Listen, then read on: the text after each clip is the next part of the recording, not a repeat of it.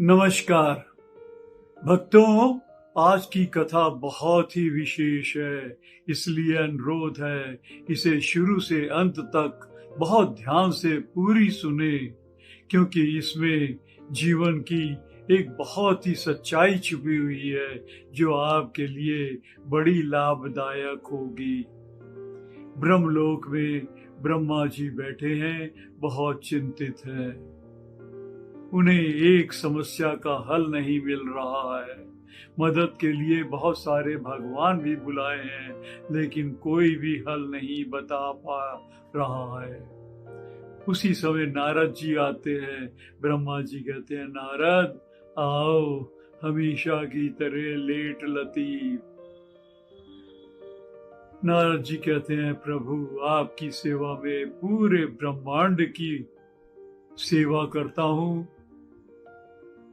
सबसे मिलता हूँ और सारों की समस्याओं से आपका परिचय कराता हूँ। देर हो जाती है, लेकिन प्रभु आज आप क्यों इतने चिंतित हैं? यहाँ तो सारे भगवान भी एकत्रित हैं। क्या बहुत गंभीर समस्या है?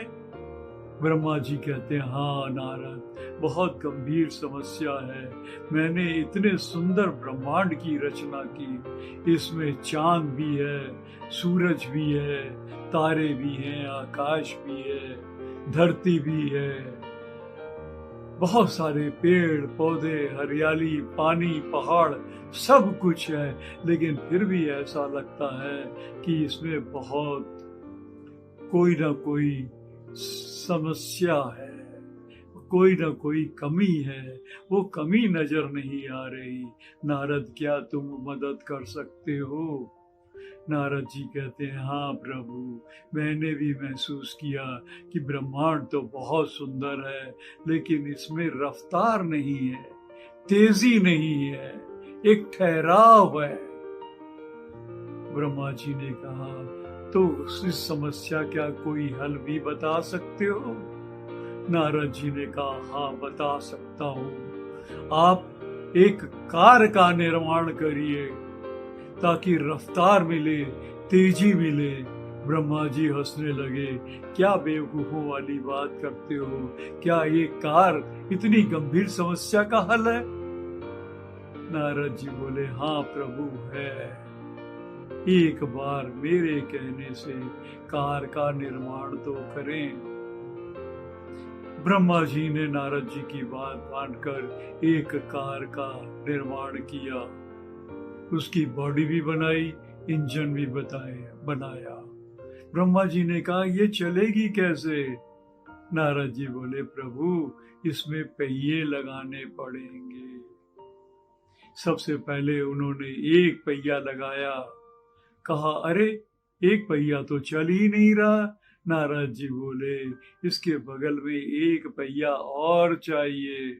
ब्रह्मा जी ने तुरंत एक और पहिया बनाकर लगा दिया।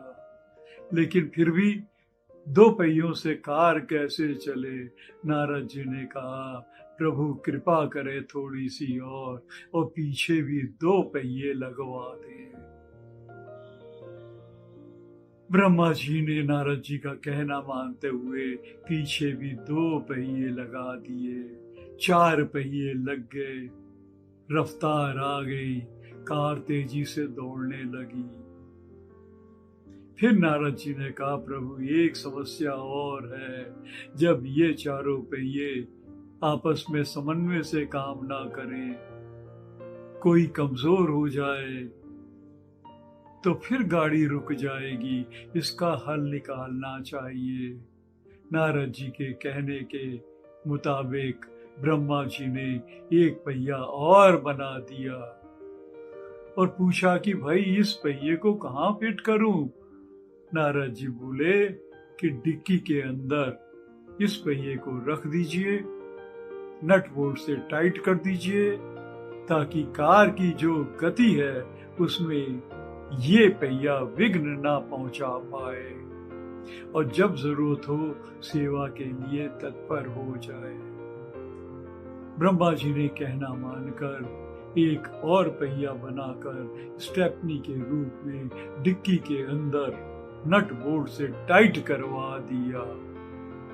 सब काम अच्छी तरह चलने लगा। एक दिन ये पांचवा पहिया जो डिक्की के अंदर बंद था, शिकायत लेकर ब्रह्मा जी के पास पहुंच गया। हे भगवान, मैंने क्या पाप किया था? सबसे ज्यादा काम मैं करता हूँ। कभी आगे का पहिया काम नहीं करता तो उसकी सेवा करता हूँ, कभी पीछे का पहिया काम नहीं करता तो वहां भी सेवा करता हूँ, कभी दाएं सेवा करता हूँ, कभी बाएं सेवा करता हूँ। इतना करने के बाद भी मेरी इज्जत नहीं होती। मुझे कार की डिक्की में बंद कर दिया जाता है और उसके ऊपर नट बोल्ट लगा दिए जाते हैं। मेरे साथ इतनी नाइंसाफी क्यों?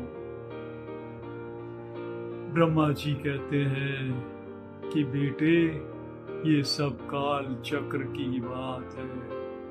हर इंसान को, हर चीज को अपने कर्मों का फल भोगना पड़ता है और सबको सब स्थिति का सामना करना पड़ता है। इसलिए जाओ चुपचाप और अपना काम सही तरीके से करके अपना जीवन काल समाप्त करो।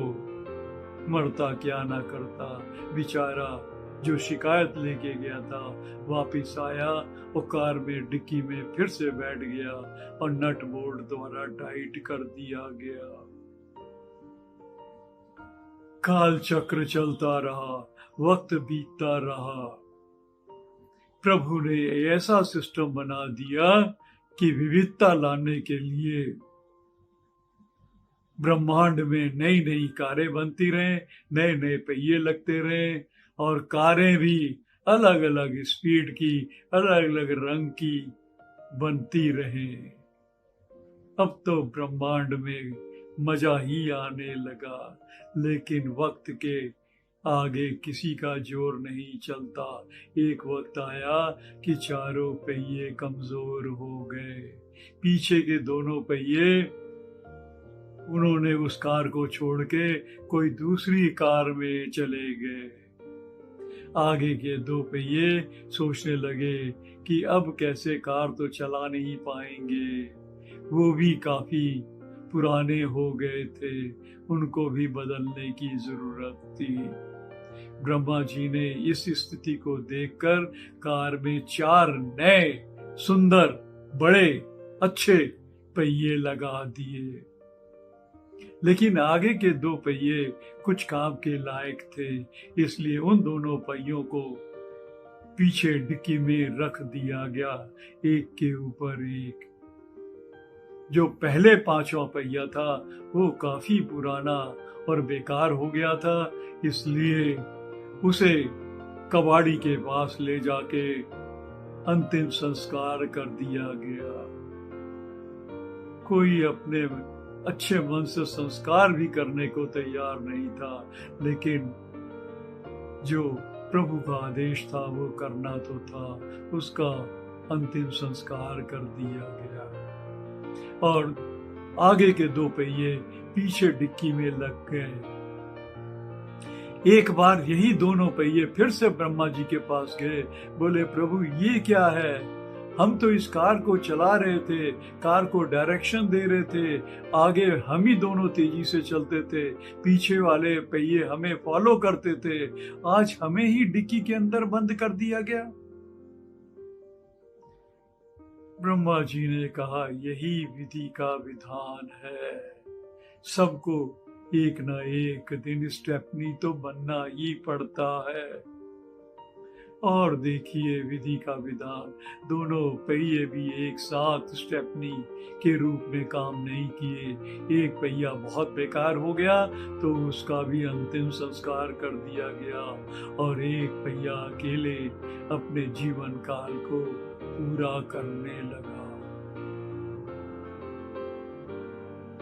भक्तों, ये है जीवन की सच्चाई।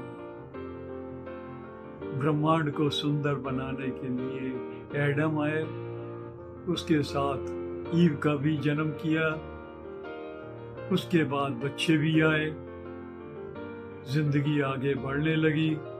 वक्त के साथ कई एडम, ईव और बच्चे भी आ गए। लेकिन जो पहले वाले एडम और ईव थे वो पुराने हो गए, तो उन्हें भी वृद्ध पुरुषों की तरह एक कार के कोने में, घर के कोने में बिठा दिया गया और वो सिर्फ लोगों को सलाह देते थे, उनकी कोई इज्जत नहीं होती थी, बहुत परेशान रहते थे।